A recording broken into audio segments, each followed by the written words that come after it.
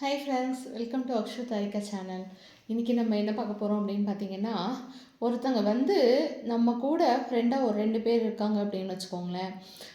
For எக்ஸாம்பிளுக்கு அவங்க இவங்க இப்படி தான் அப்படின்னு ஒருத்தங்களை பற்றி சொல்கிறத இன்னொருத்தங்க முழுமையாக நம்பிக்கிட்டு ஓகே இவங்க இப்படி தான் அப்படின்னு நம்ம ஜட்ஜ் பண்ணுறதுக்கு நமக்கு எதுக்கு கடவுள் மூளை அப்படின்னு ஒன்று கொடுத்துருக்காரு?